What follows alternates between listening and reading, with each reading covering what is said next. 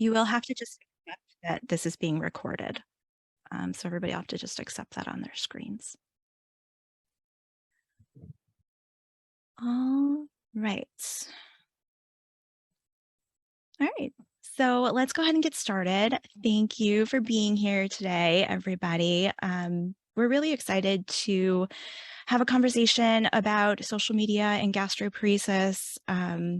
It's something that I've talked a little bit about over the years, but I think we often don't realize how impactful it can be on our own experience with gastroparesis. So Samantha and I were talking a little bit several weeks ago. We're both coaches and we work with other people with gastroparesis, and just talking about the ways that it kind of sneakily impacts our experience. And we wanted to have a conversation around that and maybe offer some ways that we can use social media more mindfully, so that it feels more empowering.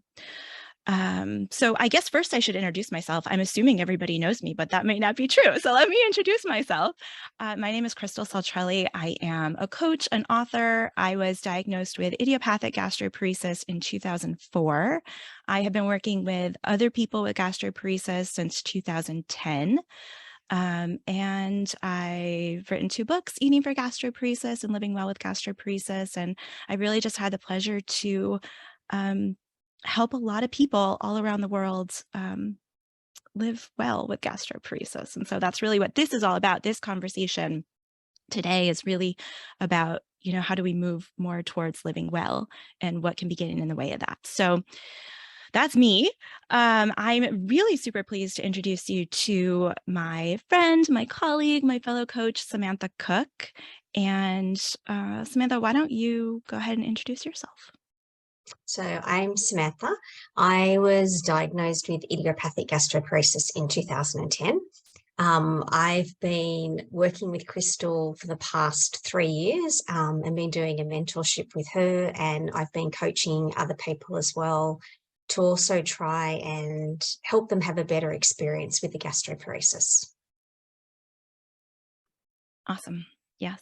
And Samantha's a wonderful coach. So I am not currently coaching. So anybody who is looking for coaching, I will offer up that Samantha is a wonderful coach. So the first thing I want to say before we even get into the social media discussion is that this is not like a prescriptive conversation. We're not setting out here to say, don't use social media. We're not setting out here to say, don't be on Facebook groups, or we're not calling out anybody. Like, this is really just an opportunity for us to look at something in a different way that we might not have looked at before, because it's such a part of our everyday life. So we're not coming out with rules here of like, okay, you need to get off social media, you need to, all this stuff. This is really just so that each of us can make a decision for ourselves about what's going to be right for us based on how we're feeling, how we're experiencing things in the moment. So, Samantha, do you want to start? Do you want to talk a little bit about maybe your experience with social media, what you've seen with clients, like what occurred to you when we started having this conversation? So my experience, because I joined up with a lot of Facebook groups with gastroparesis, and every time I went on the pages and came off, I would just feel so overwhelmed. I found that the sites would focus more on symptoms and what wasn't working rather than what was helping. I didn't tend to pick up any tips on, oh, try this because I found it helped, with nausea, or something else helped with pain. And so I would then feel completely consumed by my gastroparesis, and I'd end up feeling worse. And I found that that has been the case with clients that I'm working with as well, that they're not seeming to get what they're wanting from these groups. And it's also the feeling that they're not leaving the groups feeling positive. Yeah, I think my experience, I was kind of diagnosed, I feel like, in like the dark ages, because there really wasn't like, there weren't Facebook groups, but there were message boards, at that time. And I do remember, going on the message boards and just kind of reading like story after story of people who are really struggling and really suffering, and just like you say, like feeling worse and worse and worse. And what I didn't realize at the time, which is something I've tried to highlight since then. So if you watch a lot of my videos, you may be like, okay, you're a broken record here, but I think is so important is the way that social media is skewed toward that suffering. And the picture that we get in Facebook groups, or if we're following Instagram accounts, or, watching TikToks or whatever it is, tends to be a really skewed picture of what it means to have gastroparesis. Because just by nature, I mean, there are millions and millions and millions of people who have gastroparesis. And if we look, how many people in the biggest Facebook group, maybe tens of thousands, it's such a small minority. And it tends to be the people who are struggling, because the people who are not struggling, they're not looking for a Facebook group. They're not making an Instagram account or recording TikToks or, posting on Reddit. They're living their lives without immersing themselves in social media. And so it presents a very skewed picture of what it means to live with gastroparesis. And so if you are diagnosed and you join all these Facebook groups, it looks like this is what's there for me. This is what's available, and it misses this whole other side of the spectrum. Obviously experience with gastroparesis is along a spectrum, and it kind of only presents this one end of the spectrum. And I think that's bad for morale, obviously, right? You feel more helpless. But I think in a way that also disempowers us from taking action, because if this is all that's available, I feel I'm almost less inclined to, take these steps to get myself over Mm. to this other end of the spectrum that I don't even know exists. And as you were saying, like, it's not even necessarily that those steps are highlighted, that people, it's not even that you're not inclined to take those steps. You don't even know those steps are there. You don't know that all of this is available, because this part of the spectrum is all that you see. And Yeah, so I and think, yeah, go ahead. so you see that, well, this is the journey, this is where I'm at now, this is where I'm going to end up. And so, as you said, that you don't have that sense of hope or that sense of positivity. It's a downward spiral, and this is where I am, and this is where I'm going to be, and I have no control over it. That's the sense um, that I got, and that a lot of the clients that I work with have felt as well. Yeah. And I think it naturally almost has to be that way, because I think when people get better, they leave those groups, right? Or when they get a handle on what they need to get a handle on, when you're feeling better and you're not looking for more answers or more information, or you just, gotten down what you need to get down, you move on. And so Mm. I think it's the way it works. There's no malintent, there's nothing wrong with that, unless you don't know that there's more to the experience than that part of it. So I think that's the first thing we just both really wanted to highlight, of, what you see is a small part of the experience. And it's important, as you're using social media, to recognize that, because you don't tend to see, I mean, you see me because I'm I'm intentionally, here, but like, you don't tend to see me or Samantha. Or I recorded a really great video last year with a woman named Megan, who's just, such a brilliant example of living well with gastroparesis. And you don't see all of that stuff on the social media, because, you know I follow Megan on Instagram, and she's just out living her life as a mom and a wife and, a businesswoman. So, yeah, I think that's the first thing that I wanted to point out, is just there's so much more than what you see, and you have to know that. Yes. And likewise, clients that I see, people get real frightened from these groups, terrified.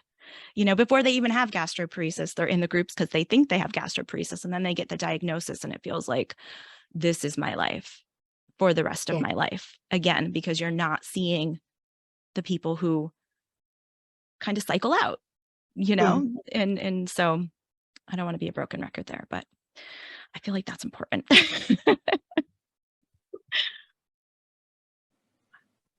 right.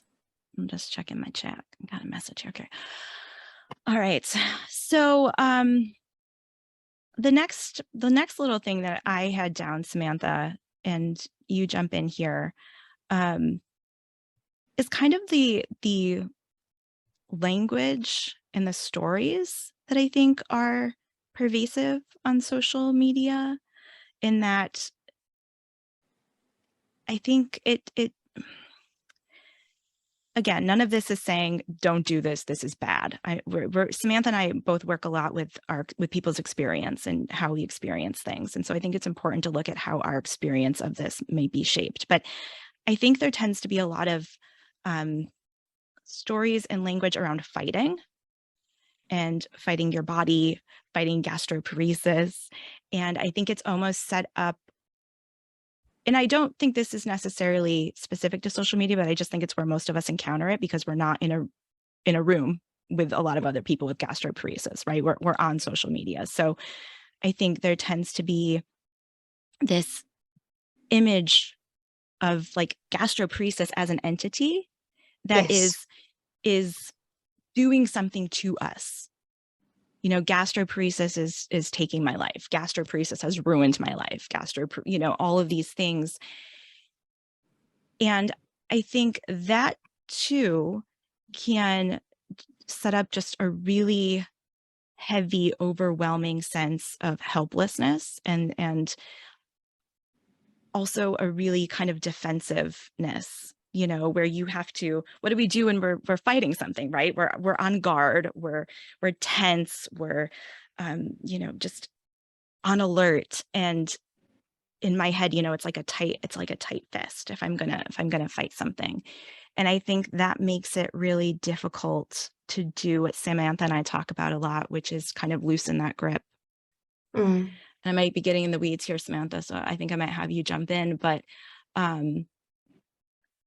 I think, like I said, maybe not specific to social media, but I think specific to people gathering around something that really looks like a problem is just kind of the I don't know what you would call it, but like making this diagnosis like an actual entity that is out to get you or out to, do something malicious to you, which I think feels bad. Yes. And I think it's like you said, the language of, fighting it, or, I've seen it termed before gastroparesis warrior, almost like we're on this mission. And I agree with you. It's like the gastroparesis is this separate entity, and then there's us. So then there's two bodies fighting each other. And it's almost like you can't live, symbiotically well together. And that's not to say that coming to the point and realizing that you can live well with gastroparesis is that it's not to say that you're not suffering every day, that you're not in pain every day, that you're not vomiting, that you're not having nausea, that it's not impacting your life. But it's, as you said, you have less of a grip on it, and you don't have that tenseness, and you're not in that, fight or flight mode. And so your experience with the gastroparesis is completely different. And I can say that because I've experienced it firsthand. Yeah. As you're talking, what came to mind for me is, so I wear glass. Well, I have contacts in today, but I'm like very nearsighted. And, it kind of occurs to me as like, if I made that a thing that I were fighting, and like Mm, every day it was like, oh, this nearsightedness, and just the energy that goes into that, like, doesn't even really make sense when we think of it in that way. And I know, needing glasses is different than having gastroparesis, but like not really from this perspective. I mean, think of the energy if every time I had to put on my glasses, I was just like, oh, so angry at like this thing that had made it so that I can't see. mm, Because it sounds kind of silly in comparison, but it's really not. It's not that much different to the energy that we expend fighting something that's not there. Like at the root of all of this, and again, it's not to diminish anyone's experience at all, but just factually, at the root of all of this is a stomach that does not empty as quickly as a normal stomach. mm, There's no outside force, right? There's nothing that is intentionally harming or fighting or having any ill will towards something. It's no different than eyes that don't see as well Mhm. as other eyes. But we don't even create. I don't even want to say we create. We habitualize stories that are constantly presented to us, which I think is where social media comes in. We're constantly presented with stories. And so to our brain, it does look like we are fighting something. Mm. And a brain will just repeat what it sees. I mean, that's what a brain does, right? And it starts to really look like we are in a fight. And I don't know that our body can function as well in a constant state of fight as it can function in a relaxed state. And so a big thing for me, Samantha, and I believe for you too, because, I've seen it, is relaxing around all of this, which Mhm. again, it doesn't mean you don't put on your glasses. You don't put in your, I mean, you don't walk around not being able to see all day, but you do it from a different state of mind. And it's the same thing. You and I both still manage gastroparesis symptoms. Yours are more severe than mine. Um, and, but we do it in a more relaxed way. So we're not walking around all day like real tight and tense and angry as we do these things. And I'm speak for you, I'll speak for me, totally changes the experience. Absolutely. And I agree with that too, because as I said to you, and I've got it on my website as well, I had all of these should statements that I should be doing this and I should feel like this and I I have to do this and I need to do this so that I don't have pain today and so I don't vomit today. And it was just so exhausting. And then I came from a place of, well, it might feel good if I do this, or I actually want to do this. And it just took so much stress away. And it lifted a weight that it was so much easier to, and it is so much easier to manage those symptoms. And the symptoms are still real. It's not that you have this realization and the symptoms just miraculously go away. Gosh, nice. But it's just you're in that relaxed state, approaching and managing those symptoms, as opposed to that completely tensed, I'm in that fight mode and I have to fight this foreign being and it can't take over me and consume me. Yeah. Yeah. And I think, even what you were saying about all the shoulds around, I shouldn't feel this way and I should be able to manage this, or I have to find the answer to this. I think all of that is perpetuated, again, totally innocently, but by nature, all of us are having those thoughts, and we're all posting them on social media. So you go in a Facebook group, and it's just a whole cascade of I shouldn't feel this way. I should feel better. I need to do this, and I need to do, and that's just habitualizing our brains even more to just have that thinking. So it's not. It's just. I mean, I feel like it's just what brains do, and to me, it's almost like if you, I mean, I hope this is an okay example to use, but if you're around someone who like curses a lot, like sometimes you start, using words that you might not usually use. And it's the same thing. Like the brain just gets habitualized to language and to almost like energy. And so I think it's just really important to look at the places that you're spending your time and the messages that you're constantly exposing your brain to. Um, How because that if makes you feel as and well. how that makes you feel. Because if I think if you don't, you just think you feel really bad because of the gastroparesis. And I mean, physically, yeah, that's let's those are kind of two different things here, right? Your physical experience and your um emotional experience of gastroparesis. But you think even emotionally, like I feel so helpless, I feel so desperate, I feel so all of these things. And I think we tend to attribute that like solely to our physical experience, not realizing that all of this stuff, we talk about consuming social media, like we are consuming that Yes. into our brains, into our bodies. And that's why I think you and I really just wanted to highlight this. Like, we talk a lot about what we consume dietarily for gastroparesis. We don't hardly talk at all about what we're consuming into our brain when it comes to living well with gastroparesis. Mm, very true. Speaking of like language and stuff, you brought up a really good point. And I'd like for you to talk about this because I think you have such a nice viewpoint on it. But when it comes to identity and how Mhm. how social media can kind of um, almost craft like our identity around this condition. So can you talk to us a little bit about that?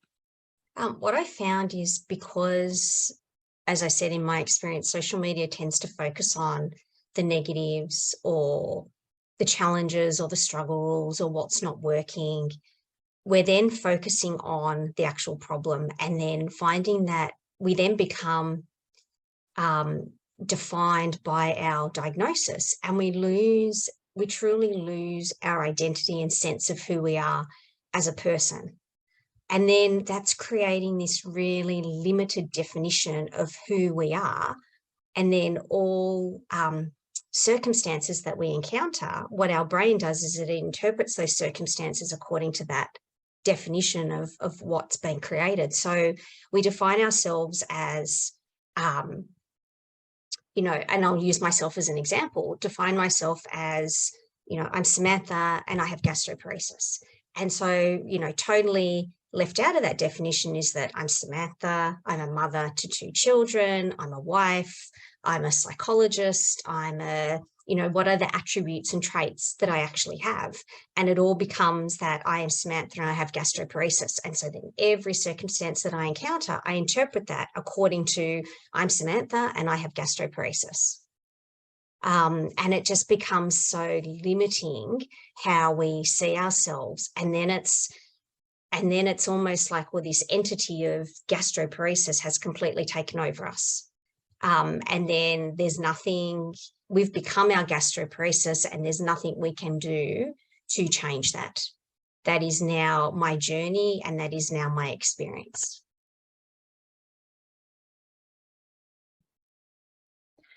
Yeah, I think that's so true. And I noticed right in the beginning when I started doing this work, Twitter was like super popular when I started, and I would be on Twitter and people would follow me and message me, and their Twitter handle would be like gastroparesis girl 10 or whatever. And kind of right from the get-go, like something about that was ah, like, I don't think we want to do that. I didn't know what we know now. Didn't have 12 years of experience of working with people and, seeing what I've seen around how we experience gastroparesis. But there was something right off the bat that was like narrowing our lives Mm, to what is arguably the most difficult part of our life. yes. It seems like maybe a tough choice, when it comes to living well. And this is a terrible thing to do on video, but I've used this example before of, if if this paper is gastroparesis and it's right here in front of my face, my whole experience is gastroparesis. I can stretch this paper out and put it over here in my peripheral vision. And now I have all of this, and like gastroparesis is still there. And I kind of feel like that's what we so often do. And I think that ties into what you're saying about our identity. Um, I'm going to use an example that has nothing to do with gastroparesis, but it's like not very personal. So I think it's good. I'm going to be hiking soon in the Grand Canyon. And so I went on Facebook and typed in Grand Canyon hiking groups and, followed all these groups on Facebook, people who are hiking the Grand Canyon. And now every time I log into Facebook, it's like 70% of my Facebook feed is posts about, hiking the Grand Canyon, which is fine. It's a fun thing. It's great. But it was occurring to me, like, if I had gone and searched gastroparesis groups and, I log on to Facebook now and 70% of my feed is gastroparesis, like this paper is right in front of my face. And I need this paper to be a little bit away from my face so that I can still engage in everything else in my life. Because I think it's really hard when we talk about living well with anything. This applies to absolutely anything that feels hard in our lives, to not like stare at that thing 24/7. Um, so yeah, I really liked what you had to say there about it becoming who we are. I used to talk in my group program about not becoming gastroparesis with a capital G. Like you're still you and you still have your life and all of your other interests. And um, yeah, so I think that's just another way that it kind of, you know, again, no malintent, but I think it's like sneaky in that way, because we're looking for answers, right? We're looking for relief. It makes so much sense why we would do these things. We want information. And I think it's just really easy to not realize how consuming it becomes. And we want to have that sense that we're not alone in this journey, and that there is a community out there, and we want to feel part of that. We want to feel supported with other people who understand what we're going through. Yeah, so let's talk a little bit about that. Let's talk about, because there's nothing inherently wrong with social media around No, gastroparesis, right? no. I think a lot of it is what we said, of really understanding what you're seeing, being just aware of the fact that it's a skewed perspective. Um, but let's talk a little bit more about how we can maybe use it in a little bit more intentional way. Mm, Um, the thing that always kind of comes to me is to kind of follow the feeling. I've talked a lot about, if you go into a space, if you leave a space feeling less empowered, feeling more hopeless, feeling more depressed than when you went into that space, why do you keep going back to that space? Our brains will say, our brains want an answer. Our brains want an answer to this so bad. And so it will tell you, like, we need to keep going back there because there might be something we don't know yet. yes. Groups for support, groups for feeling like you are having similar experience to everybody. Yes, 1,000%. I do not personally think you're going to find like the answer, to gastroparesis, you know, probably in a Facebook group. Maybe you'll find things that work for you. That's wonderful.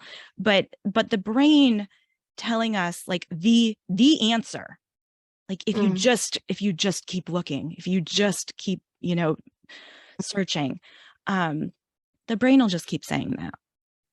But you want to go with your feeling. If you don't feel good every time you leave a space, what in the world is that doing for you?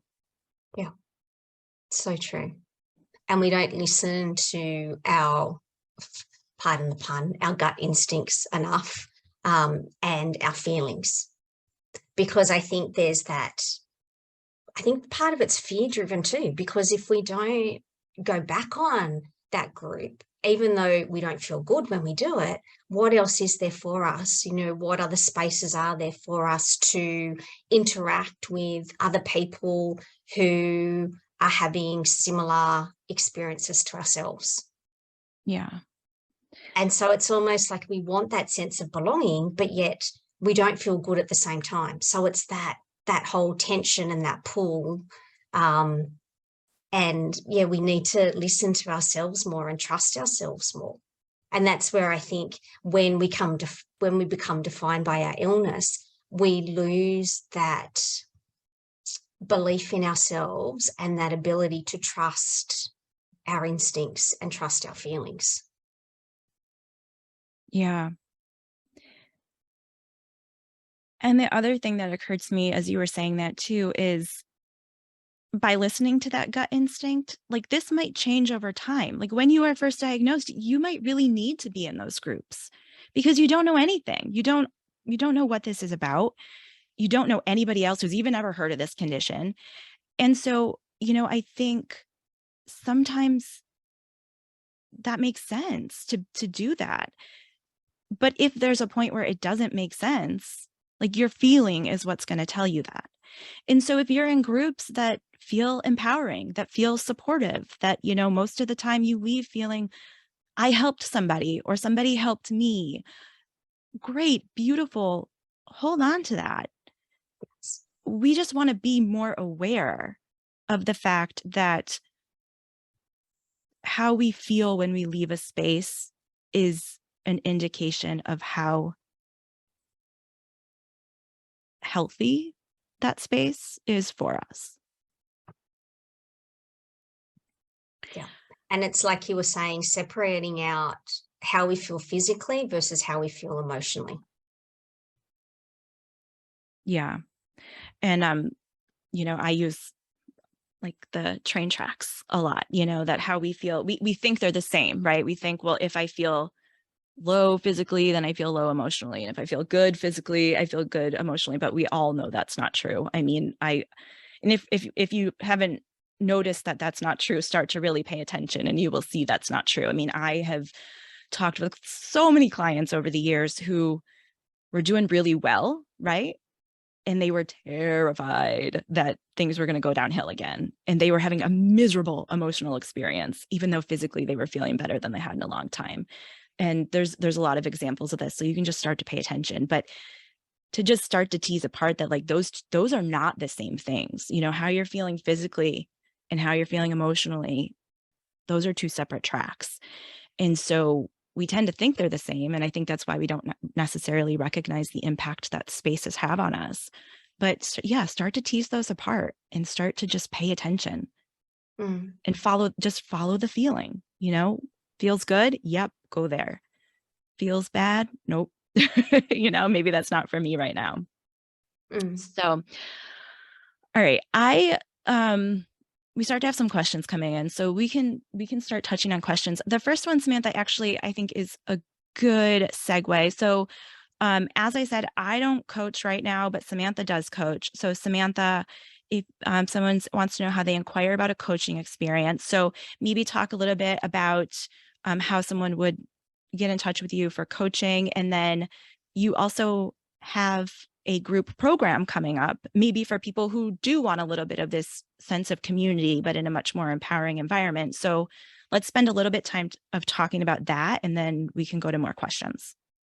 Okay, so I do offer the one-on-one coaching, which is 1 hour sessions, but I also have, starting on the 1st of December, a group program, which is going to run for 4 weeks. So 4 1 hour sessions with maximum 3 people in each group. So even though there's others there, it's still more of a personal, um, it's still more personal rather than on a mass basis.